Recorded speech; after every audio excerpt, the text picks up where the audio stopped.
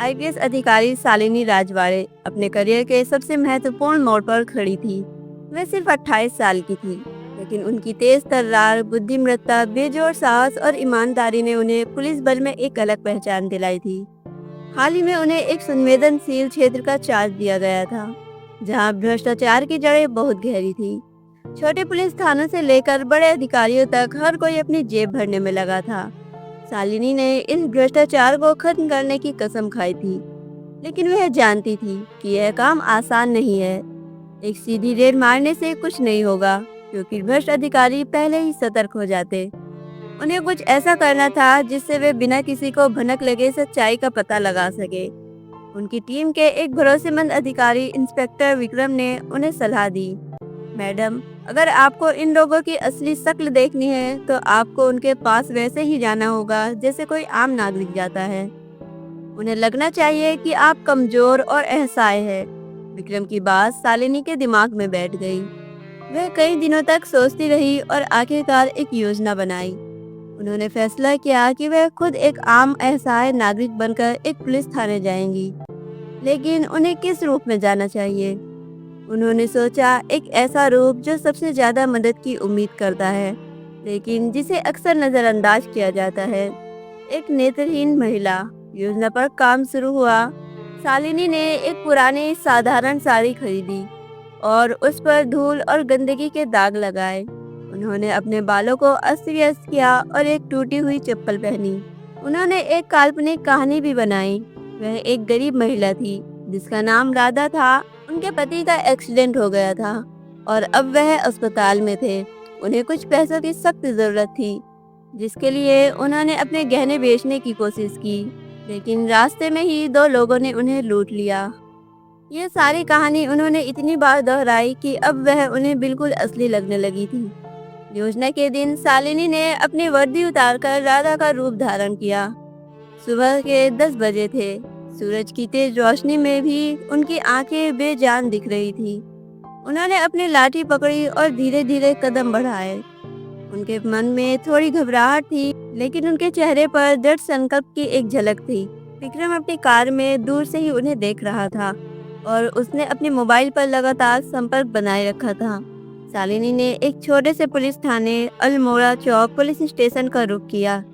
यह वही थाना था जिसके खिलाफ उन्हें सबसे ज्यादा शिकायतें मिली थी। थाना एक पुरानी इमारत में था जिसकी दीवारें दरक रही थी। अंदर घुसते ही उन्हें एक अजीब सी गंध महसूस हुई। पुरानी फाइलों, पसीनों और सिगरेट के धुएं की मिली-जुली गंध।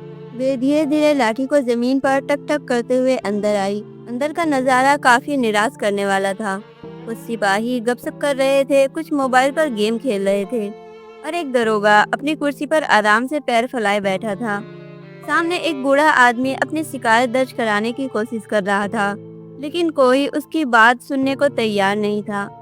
शालिनी ने धीरे से कहा, कोई है यहाँ? मुझे मदद चाहिए। उनकी आवाज में इतनी बेबसी थी कि कोई भी सुन सकता था, लेकिन उस दरोगा को छोड़कर किसी ने भी ध्यान नहीं दिया। दरोगा ने अपनी कुर्सी से ही कहा, हाँ बोलो, क्या काम है? शालिनी धीरे से उसकी तरफ मुड़ी। उनकी आंखें अभी भी खाली थी। उन्होंने कहा, सर, मेरा नाम राधा है। मेरे साथ बहुत बुरा हुआ है। कुछ लोगों ने। इससे पहले कि वह अपनी बात पूरी कर पाती, दरोगा ने बीच में ही उन्हें रोक दिया। ए, क्या नाटक लगा रखा है यहाँ? कोई सर्कस चल रहा है क्या? अपनी आंखें खोलो और साफ साफ बताओ, क्या हुआ है? शालिनी ने अपनी लाठी को कसकर पकड़ा। उनके अंदर का आईपीएस अधिकारी चिल्ला रहा था, लेकिन उन्होंने खुद को शांत रखा। उन्हें याद था कि उन्हें यहाँ किस लिए आना है। उन्होंने कांपती हुई आवाज में कहा, सर, मैं सच कह रही हूँ, मैं देख नहीं सकती। मेरे पति का एक्सीडेंट हो गया है और अरे, ये कहानी यहाँ मत सुनाओ। मैं तुम्हारा नाटक समझ रहा हूँ। सब लोग यहाँ ऐसे ही बहाने बनाकर आते हैं। तुम्हारी यह लाठी और ये फटी साड़ी सब एक कहानी बताती है कि तुम यहाँ भीख मांगने आई हो। दरोगा की आवाज में घमंड और तिरस्कार था। शालिनी के दिल में एक गहरी पीड़ा महसूस हुई। वह जानती थी कि आम लोगों के साथ अक्सर ऐसा ही व्यवहार किया जाता है, लेकिन आज जब वह खुद इसका अनुभव कर रही थी तो यह दर्द असहनीय था। उन्होंने फिर से कोशिश की, सर, भीख नहीं, मैं अपनी शिकायत दर्ज कराने आई हूँ। मेरे गहने लूट लिए गए हैं। मेरे पति के इलाज के लिए वे बहुत जरूरी थे। दरोगा ने अपनी कुर्सी पर से ही अपनी आंखें सिकोड़ी और हंसने लगा। गहने? तुम्हारे पास गहने कहाँ से आए? और अगर तुम्हारे पास थे भी तो तुम जैसी औरत को उसकी सुरक्षा करने की अक्ल नहीं थी क्या? शालिनी ने अपनी बेबसी दिखाने के लिए अपनी आंखें नीचे झुकाई। उन्होंने कहा, मेरे पति ने बहुत मेहनत से उन्हें बनवाया था। चलो चलो यहाँ से, बहुत नाटक हुआ। जाओ यहाँ से, मेरे पास तुम्हारे लिए समय नहीं है। दरोगा ने उन्हें लगभग धक्का देकर बाहर निकालने की कोशिश की। यह सब देखकर वहां खड़े एक अन्य सिपाही ने दरोगा से कहा, सर, शायद ये सच बोल रही है, देख लीजिए, तुम चुप रहो। दरोगा ने सिपाही को धमकाया, तुम्हें हर किसी पर दया आती है, ये सब चोर लुटेरे हैं जो यहाँ बहाने लेकर आते हैं। शालिनी ने खुद को शांत रखा और फिर से कोशिश की, सर, क्या आप मेरी शिकायत दर्ज कर सकते हैं? बस एक रिपोर्ट, ताकि मुझे कुछ मदद मिल सके। दरोगा ने अब अपना धैर्य खो दिया। वह अपनी कुर्सी से उठा और जोर से चिल्लाया, मैं कह रहा हूँ ना, जाओ यहाँ से, यहाँ कोई शिकायत नहीं दर्ज की जाएगी। जाओ और किसी और को बेवकूफ़ बनाओ। उसने शालिनी को पकड़कर बाहर की तरफ धकेलना शुरू कर दिया। शालिनी ने एक पल के लिए अपनी पकड़ मजबूत कर ली, लेकिन फिर खुद को ढीला छोड़ दिया ताकि दरोगा को शक न हो। वह लड़खड़ाते हुए बाहर निकली। उनकी लाठी जमीन पर गिर गई। बाहर खड़े लोगों ने देखा कि एक असहाय नेत्रहीन महिला को थाने से बाहर निकाला जा रहा है, लेकिन कोई कुछ नहीं बोला। शालिनी ने धीरे धीरे अपनी लाठी उठाई और फिर से चलना शुरू किया। शालिनी ने थाने के बाहर कदम रखा। उनके दिल में एक अजीब सी हलचल थी। वह असहाय राधा के रूप में नहीं, बल्कि एक आईपीएस अधिकारी के रूप में सोच रही थी, जिसने अपने ही विभाग में भ्रष्टाचार का एक जीता जागता उदाहरण देखा था। दरोगा का व्यवहार उनके दिमाग में बार बार घूम रहा था। यह सिर्फ एक व्यक्ति की बदतमीजी नहीं थी, बल्कि एक व्यवस्था की विफलता थी। एक ऐसी व्यवस्था जहां कमजोरों को दबाया जाता है और ताकतवर को सम्मान मिलता है। शालिनी ने अपनी लाठी को मजबूती से पकड़ा और धीरे धीरे उस गलियारे से बाहर निकल गई, जहां उनकी आंखें अब भी बेजान थी, लेकिन उनका मन एक नए मिशन के लिए तैयार हो चुका था। उन्होंने कुछ देर तक शहर की भीड़ भाड़ वाली सड़कों पर राधा के रूप में घूमना जारी रखा। इस दौरान उन्होंने कई लोगों से बात करने की कोशिश की। कुछ लोगों ने उनकी मदद की, लेकिन ज्यादातर ने उन्हें नजरअंदाज कर दिया। इस अनुभव से उन्हें एक और सबक मिला कि समाज में आम लोगों के लिए कितनी मुश्किलें हैं। यह सब करते हुए उनका दिल बार बार थाने की तरफ खिंच रहा था, जहां दरोगा का घमंड उन्हें वापस बुला रहा था। दोपहर हो चुकी थी। शालिनी ने अपनी कार में वापस जाने का फैसला किया। विक्रम, जो उन्हें दूर से ही देख रहा था, उन्हें अपनी कार में बैठाया। जैसे ही वह कार में बैठी, उन्होंने अपनी आंखों से बेजानपन हटा दिया और अपनी लाठी को एक तरफ रख दिया। उन्होंने अपनी साधारण साड़ी को थोड़ा ठीक किया और गहरी सांस ली। विक्रम, तुमने देखा अंदर क्या हुआ? शालिनी ने पूछा। हाँ मैडम, मैंने सब देखा। वह दरोगा तो हद कर रहा था, विक्रम ने गुस्से में कहा। हाँ विक्रम, उसने मेरा अपमान नहीं किया, उसने उस हर व्यक्ति का अपमान किया जो मदद की उम्मीद में थाने आता है, शालिनी ने शांत स्वर में कहा। लेकिन मुझे अभी और जानकारी चाहिए। यह सब सिर्फ एक व्यक्ति की गलती नहीं है, यह पूरे थाने की समस्या है। मुझे उन सभी लोगों का असली चेहरा देखना है जो वहाँ काम करते हैं। लेकिन मैडम, अब आप दोबारा नहीं जा सकती, वे आपको पहचान लेंगे, विक्रम ने कहा। विक्रम, मैं वापस जाऊंगी, लेकिन इस बार राधा बनकर नहीं, शालिनी ने कहा। उनकी आंखों में अब एक नई चमक थी। मैं अपनी असली पहचान के साथ जाऊंगी, लेकिन एक अलग तरीके से। शालिनी ने विक्रम को अपनी अगली योजना बताई। यह एक बहुत ही जोखिम भरी योजना थी, लेकिन शालिनी को विश्वास था कि यह काम आएगी। उन्होंने कुछ गोपनीय दस्तावेज मंगवाए और उन्हें ध्यान से पढ़ा। उन दस्तावेजों में उस थाने के सभी अधिकारियों का नाम और उनकी पिछली कार्यवाहियों का विवरण था। उन्होंने पाया कि दरोगा, जिसका नाम सत्यपाल था, पहले भी कई बार रिश्वतखोरी और बदतमीजी के आरोपों में फंस चुका था, लेकिन हर बार बच निकलता था। शाम के 4 बज चुके थे। शालिनी ने अपनी वर्दी पहनी। यह वर्दी उनके लिए सिर्फ एक कपड़ा नहीं थी, बल्कि एक पहचान थी, एक जिम्मेदारी थी। वे अपनी कार में बैठकर अल्मोड़ा चौक थाने की तरफ चल पड़ी। थाने में अब भी वही माहौल था। सत्यपाल अपनी कुर्सी पर बैठा था, मोबाइल पर गेम खेल रहा था। जब शालिनी ने अंदर कदम रखा तो सत्यपाल ने उनकी तरफ देखा, लेकिन उन्हें पहचाना नहीं। वह उन्हें सिर्फ एक अन्य अधिकारी मान रहा था। जय हिंद सर, शालिनी ने कहा। उनकी आवाज में एक अजीब सी गंभीरता थी। सत्यपाल ने लापरवाही से जवाब दिया, जय हिंद, कहिए क्या काम है। शालिनी धीरे धीरे उनके पास गई और अपनी कुर्सी पर बैठ गई। सर, मैं आपसे कुछ बात करना चाहती हूँ। सत्यपाल ने सिर उठाया और उन्हें ध्यान से देखा। हाँ बोलिए, लेकिन जल्दी कीजिए, मुझे कुछ काम है। सर, मैं एक महिला हूँ जो अपने पति के इलाज के लिए गहने बेचने की कोशिश कर रही थी। कुछ लोगों ने रास्ते में मुझे लूट लिया। मैं आपकी मदद चाहती हूँ, शालिनी ने शांत स्वर में कहा। सत्यपाल का चेहरा अचानक बदल गया। उसके माथे पर सिकन आ गई। आप यहाँ क्यों हैं? और आप यह सब क्या कह रही हैं? उसने धीरे से पूछा।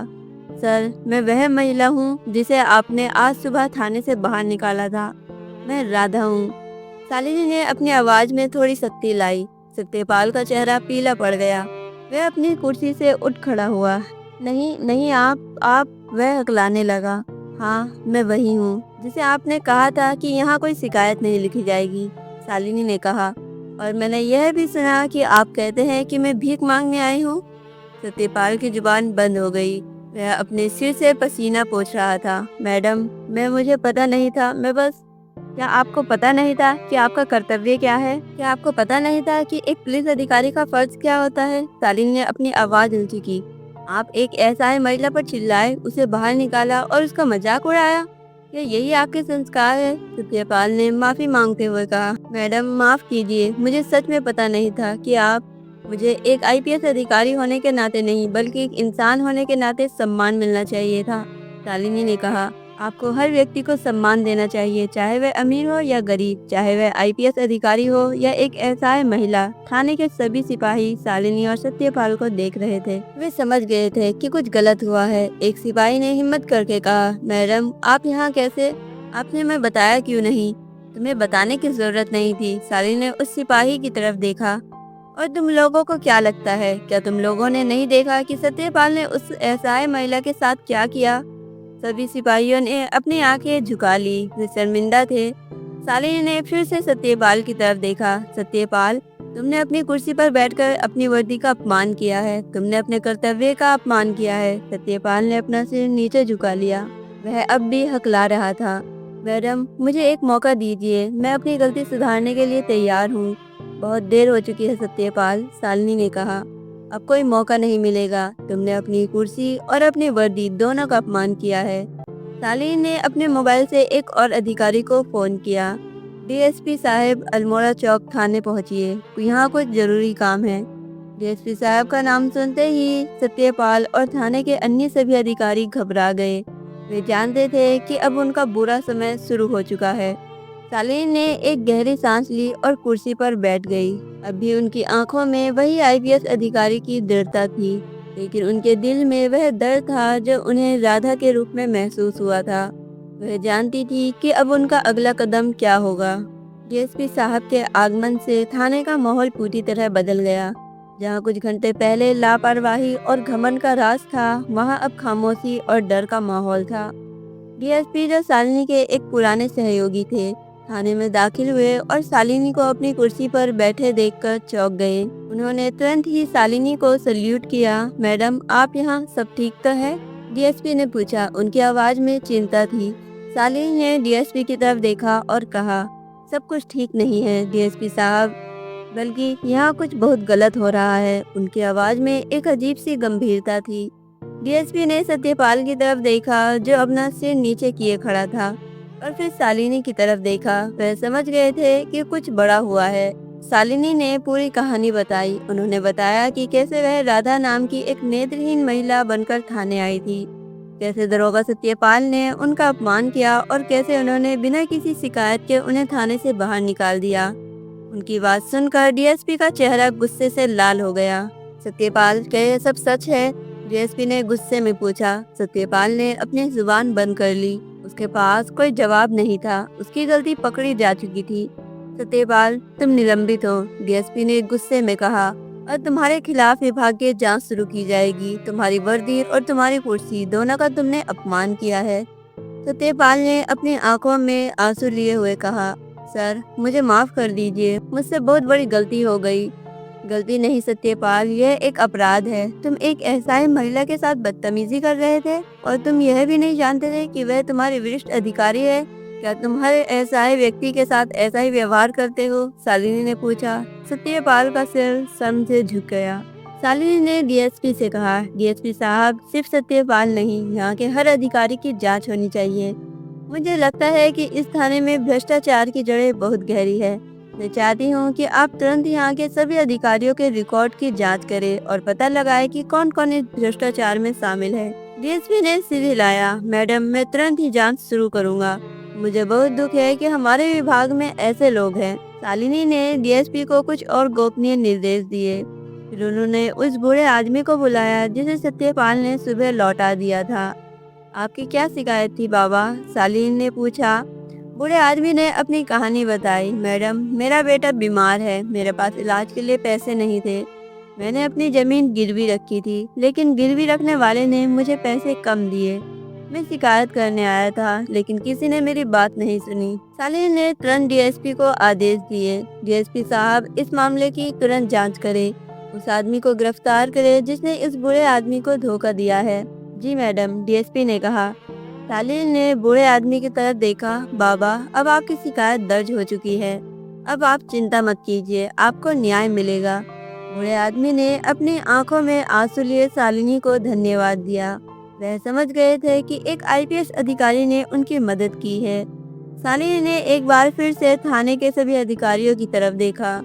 तुम लोगों को शर्म आनी चाहिए। तुम लोगों को वर्दी इसलिए मिली है ताकि तुम लोगों की सेवा कर सको, उनकी मदद कर सको, ना कि उनका अपमान कर सको। तुम सब लोग यहाँ अपनी कुर्सी पर बैठकर अपने काम से भाग रहे हो, लेकिन याद रखना, तुम सब लोगों को एक आईपीएस अधिकारी देख रही है। सभी अधिकारी चुपचाप खड़े थे। उन्हें अपनी गलती का एहसास हो गया था। शालीन ने एक आखिरी बात कही, याद रखना, वर्दी सिर्फ एक कपड़ा नहीं बल्कि एक जिम्मेदारी है। अगर तुम लोग इस जिम्मेदारी को नहीं निभा सकते तो यह वर्दी पहनना छोड़ दो। फिर वह बाहर निकली और अपनी कार में बैठ गई। उनका दिल अब हल्का था। उन्होंने अपने मिशन को पूरा कर लिया था। उन्होंने न सिर्फ एक भ्रष्ट अधिकारी को सजा दी, बल्कि पूरे विभाग को एक सबक भी सिखाया। यह कहानी सिर्फ एक घटना की नहीं थी, बल्कि एक आईपीएस अधिकारी के दृढ़ संकल्प और ईमानदारी की थी। यह कहानी बताती है कि न्याय और ईमानदारी के लिए लड़ना कितना जरूरी है, भले ही वह लड़ाई अपने ही विभाग से क्यों न हो। शालीन ने खुद को राधा के रूप में नहीं, बल्कि एक आईपीएस अधिकारी के रूप में साबित किया, जिसने न सिर्फ कानून का पालन किया बल्कि मानवता की भी सेवा की। उनकी यह कहानी अब पुलिस विभाग में एक सबक बन गई थी। एक ऐसी कहानी जो बताती है कि न्याय और ईमानदारी के लिए कभी भी हार नहीं माननी चाहिए। तो दोस्तों, इस वीडियो में बस इतना ही। अगर आपको यह वीडियो पसंद आई हो तो इसे लाइक करना ना भूलें। आपका एक लाइक हमें और बेहतरीन कंटेंट देने की प्रेरणा देता है। इस वीडियो को अपने दोस्तों और परिवार के साथ शेयर करें। हो सकता है वीडियो किसी की मदद कर सके। अगर आप हमारे चैनल पर नए हो तो जल्द से सब्सक्राइब कर लें, क्योंकि हम आपके लिए ऐसी ही जबरदस्त जानकारी लाते रहते हैं। सब्सक्राइब करने के बाद बेल आइकन जरूर दबाएं, ताकि आपको हमारी हर नई वीडियो की नोटिफिकेशन मिले। हम पूरी कोशिश करते हैं कि आपको बेहतरीन कंटेंट दें। आपके सुझाव हमारे लिए बेहद खास है। कमेंट में हमें ज़रूर बताइए कि आपको यह वीडियो कैसा लगा। इस वीडियो को देखने के लिए आपका दिल से धन्यवाद। हमारा मकसद सिर्फ जानकारी देना नहीं, बल्कि आपके जीवन में सकारात्मक बदलाव लाना है। इसलिए वीडियो को पूरा देखें और सीखें। कुछ नया सीखने का जज्बा हमेशा बनाए रखें। कभी हार मत मानिए, मेहनत करते रहिए और खुद पर भरोसा रखिए। हर दिन कुछ नया सीखिए और दूसरों को भी सिखाइए। इसी सोच के साथ हम आपसे विदा लेते हैं। अगली वीडियो में फिर मिलेंगे नई जानकारी और नए जोश के साथ। तब तक खुश रहिए, सुरक्षित रहिए और सीखते रहिए। मिलते हैं अगली वीडियो में।